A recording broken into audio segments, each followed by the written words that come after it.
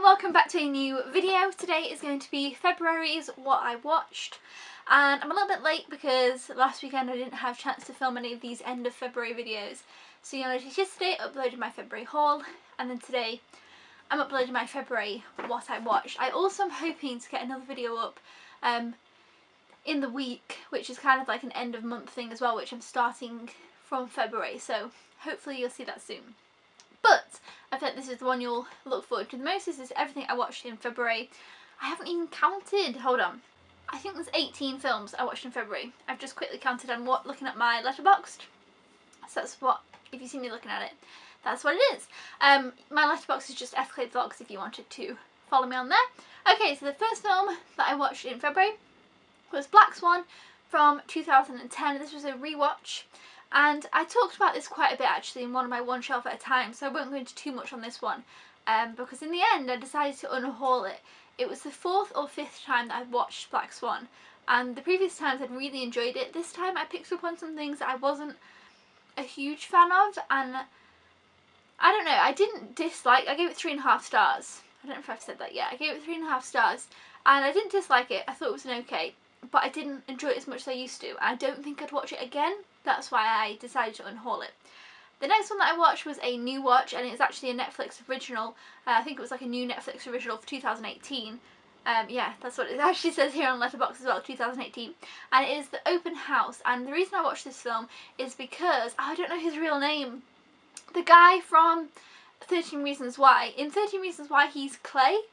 The guy's also in Goosebumps. He's the main guy in Goosebumps. He's also in Alexander and the Terrible, Horrible, No Good, Very Bad Day. And he's also in Don't Breathe. You know, he's in quite a few things. And I love him. I think he's fantastic. So that's the reason I watched this film. I watched it just mostly because of him, because I think he's really great. And again, he was so sweet in this film, and I really did like him in this. But overall, I only gave this film 3 stars because the end was kind of like annoying. I was like, oh. Like, it was just an okay film throughout. But then the end was like disappointing. I was like, wait, fine. So yeah, it was okay. It wasn't awful, but it wasn't great. It was just an okay one. But I did enjoy watching it for him because he was a really sweet character again. I've just really got this soft spot for him in any film. So there we go. The next one I watched was Victoria and Abdul, which came out in 2017. I actually gave this 4 stars. And since watching it, I'm not sure whether I give it 3.5. I'm not 100% sure. I enjoyed it. I thought it was really light and funny. I thought it was a really nice kind of historical piece. It wasn't too heavy on the drama. It was more comical, and it was, you know, it was different.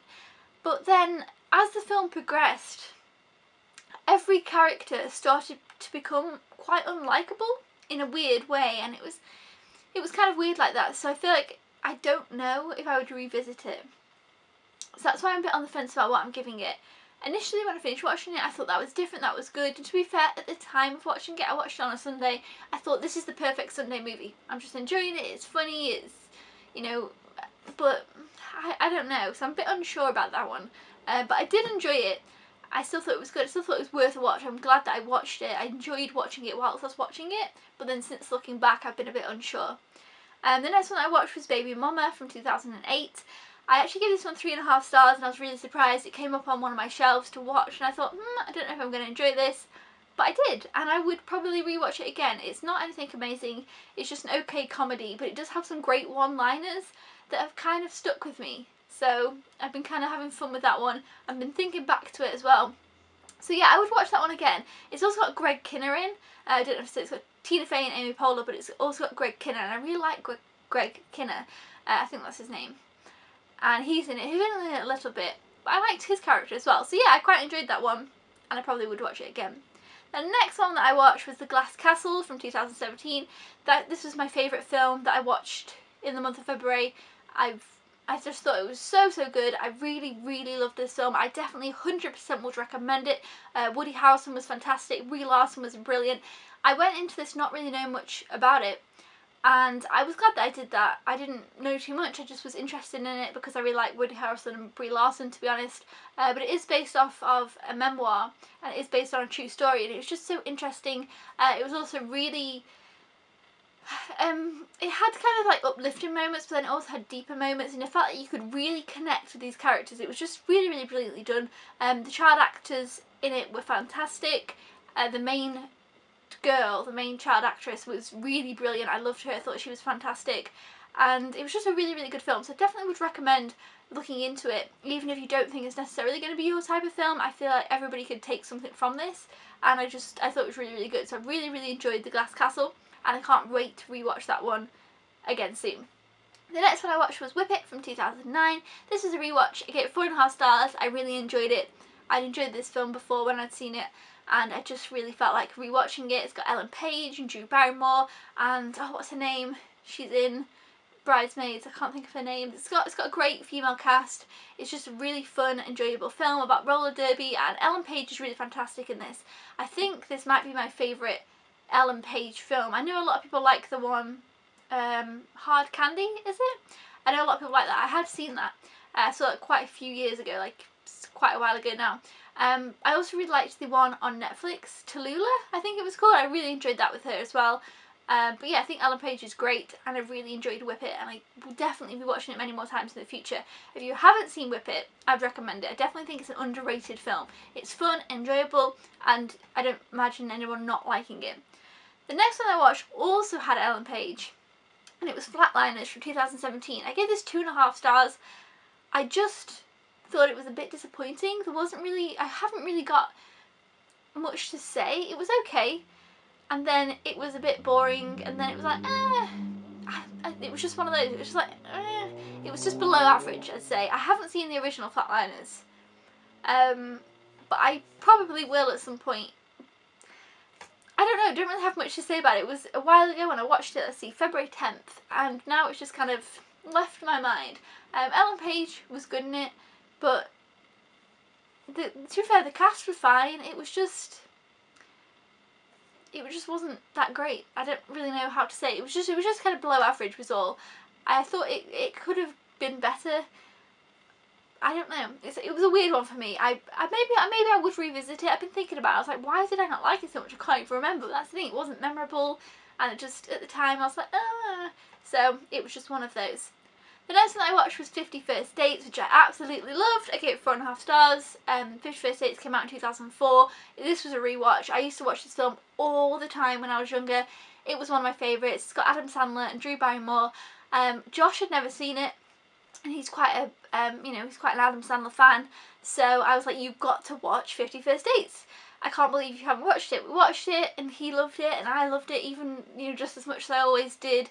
I was worried kind of on a revisit I wouldn't enjoy it as much, but I did. So if you haven't seen 50 First Dates, I definitely recommend it. I love Drew Barrymore in this. It's one of my favourites with her, and I could watch that again today and be happy to revisit it again so soon. So yeah, definitely recommend 50 First Dates. It's not like an amazing film or anything. It's obviously got Adam Sandler in. It's a little bit silly. It's not too silly, but it has its silly parts.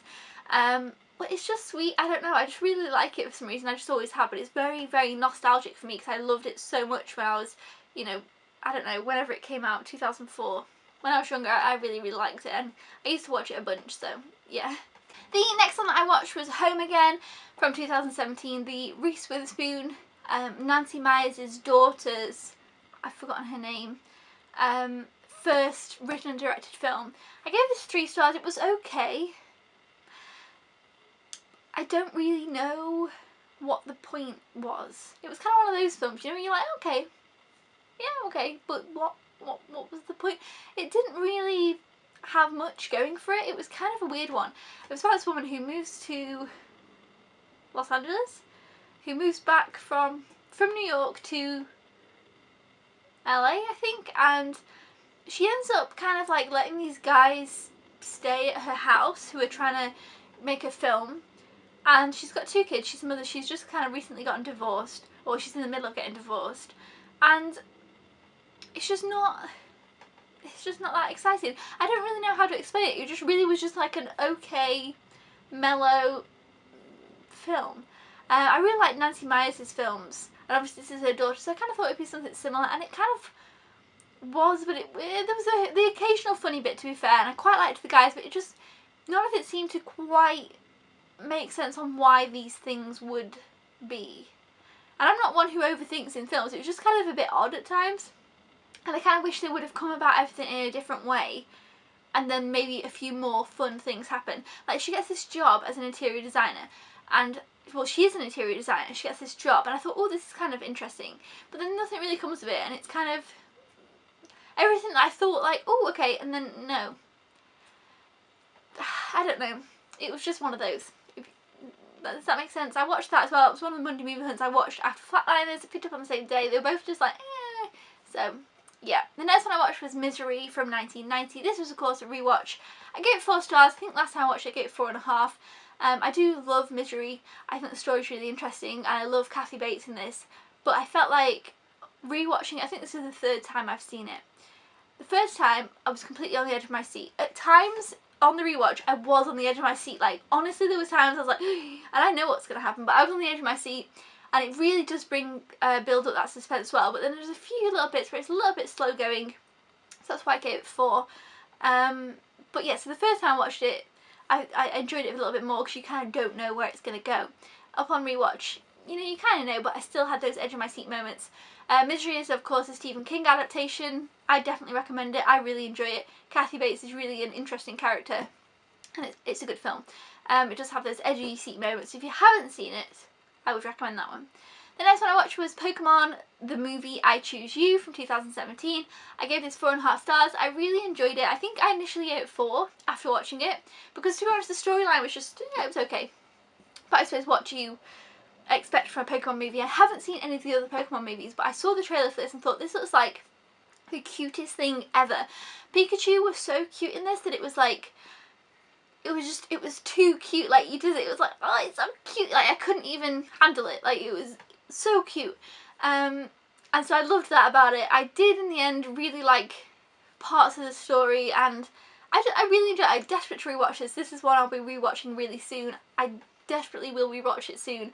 I like Pokemon, so obviously, you know, if you like Pokemon, I definitely recommend seeing this. If not, then maybe not. But as an animation, I think if you didn't know much about Pokemon, you could still enjoy this to some degree, I would say.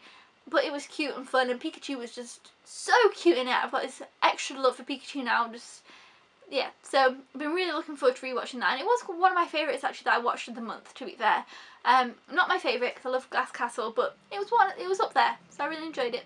The next one I watched was My Little Pony the movie from 2017 again. I gave this 3.5 stars, and I really quite enjoyed it. I thought it was really cute and fun.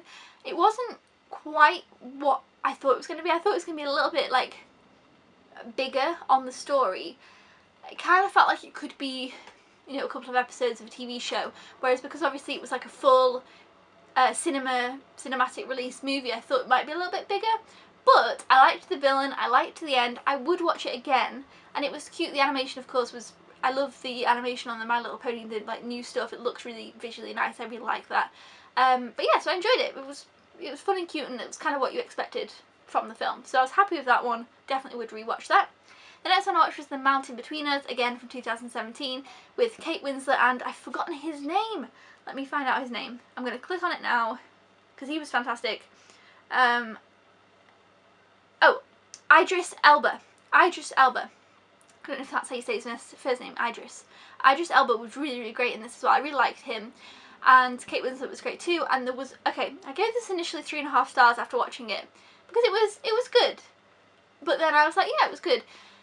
And then I thought on it and thought on it and thought on it, and I really want to watch it again. And I gave it 4. I upped it to 4 because there's this dog in this film, and I loved it so much. I just thought it was just the best thing. Everything they did in the film was something that I would have wanted from another film. If I watched this in a different light, in how I would have, if someone would have said, how do you think this is going to plan out, I could have wrote you how it was going to plan out. And the film didn't quite do that. I mean, some things were stereotypical, some things went down the route you thought they were going to go down, and then some things didn't.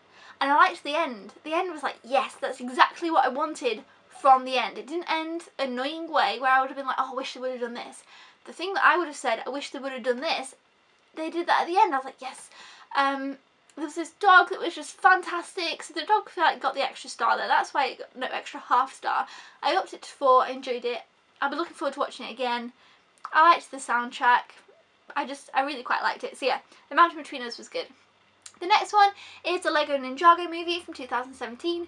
I gave this 3.5 stars. as well. Like, I gave My Little Pony 3.5. I think between Ninjago and My Little Pony, the two 3.5 stars, I enjoyed the My Little Pony movie more, which was interesting because I was so excited for this film because I love the Lego movie and I love the Lego Batman movie, but this one was just not quite as good. It was a bit too much going on. Like, at times it was like too much going on the screen. I feel like it was a bit overload, and then there was a point where they were kind of going through the forest, and that was fun and enjoyable. I liked that, and of course it did have some of the humour that the other Lego movies have, which I really liked, but I just feel like it really didn't reach the level of the others, which is a shame because I was so looking forward to it. I thought it was kind of going to be in a similar style, and it kind of wasn't. I would revisit it, but the Lego Batman movie is definitely 10 times better. Lego Batman movie, I thought it was fantastic, and I feel like they've kind of taken a step down with this one. I know it's not as big of a franchise, and it is obviously Lego's own thing, Lego Ninjago, but I feel like they could have done a bit more with it, and it was a little bit disappointing. The next one I watched was Loving Vincent from 2017. I gave this 4.5 stars. This is a fully painted film. I think it's like 65,000 paintings it's made up of, and it's really interesting, really beautiful. It was basically about this guy, played by Douglas Booth, was trying to get a letter to Vincent van Gogh's brother, but then he found out his brother had died before trying to get his last letter to him, and then it's about him trying to find out who to get his letter to, and obviously it's all done in the art style, you know, in Vincent van Gogh's art style, which is really beautiful. I'm really a big fan of Vincent van Gogh. He's probably my favourite artist. Like, I've always loved Starry Night. It's my favourite painting just ever.